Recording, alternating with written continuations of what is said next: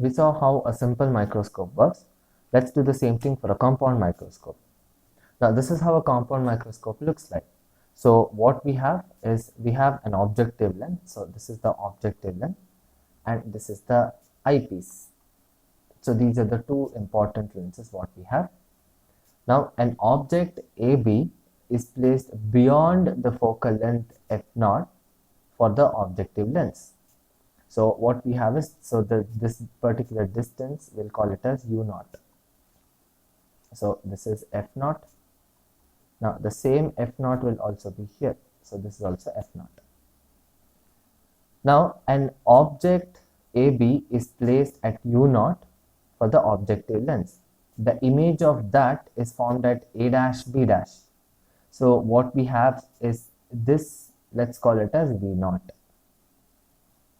Next, for the eyepiece, the image formed by the objective lens acts like an object, right? So a dash b dash is an object for the eyepiece and a dash b dash is the image of the objective lens. So what we have, so let's call this as UE. All right, then if you look at it, FE is the focal length of the second lens, meaning the eyepiece.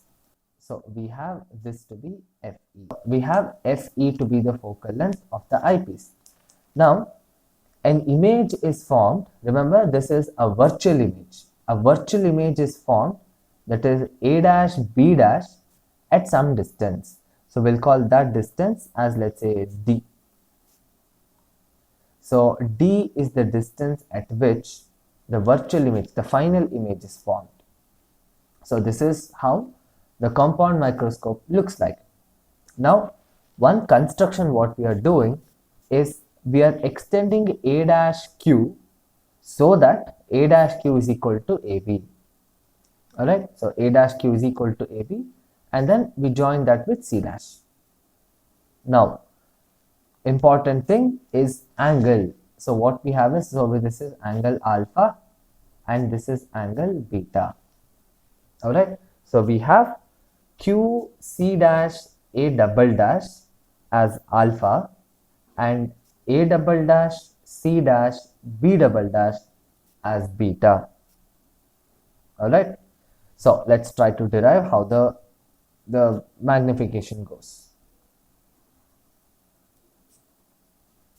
Now again we'll write it. So what we have is, so we have Q A double dash is the same as AB, correct? This is one important thing. And then we have Q C dash A double dash, this is angle alpha, correct? And then we have A double dash C dash B double dash, this angle as beta. This is what we have. Next, the magnification is given by m is equal to beta divided by alpha. Now, since beta and alpha are very small angles, we can just take it as tan beta by tan alpha, right? So we have m is equal to tan of beta divided by tan of alpha. Now we need to calculate what is tan beta and tan alpha. Now, if you look at the triangles, that is in triangle C dash A double dash B double dash.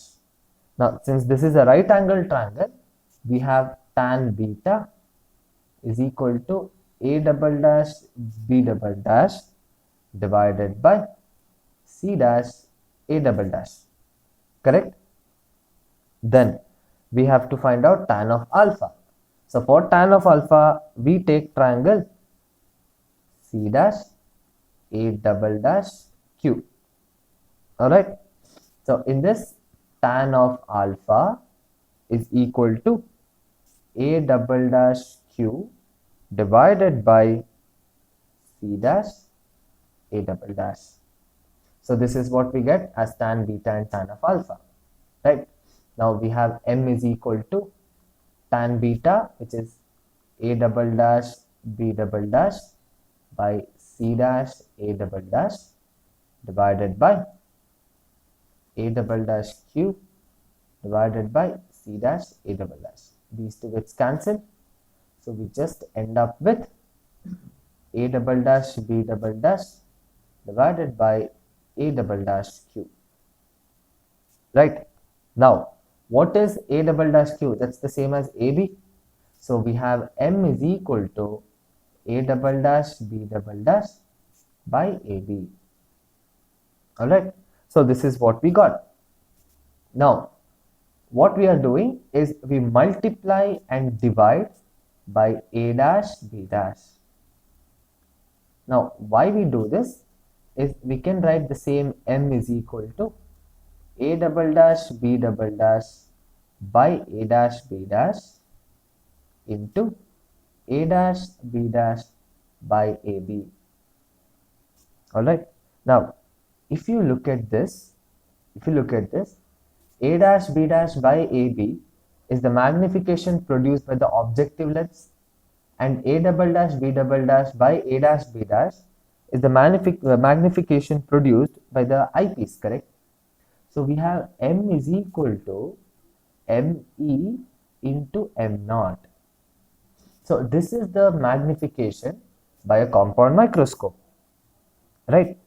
Now we have to do the same thing with respect to the focal length and the image distance, that is D. Okay, so for that what we consider is, see, we have M naught is V naught by U naught, and we have ME is equal to VE divided by UE. This is first very important thing. Now, by length equation, we have minus 1 by UE plus 1 by VE is equal to 1 over FE. Multiply the whole thing by VE.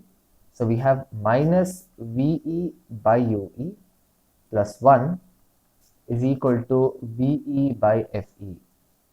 Right? So if you transpose the 1 and the negative sign to the other side, so what we get is VE by UE is equal to 1 minus VE divided by FE.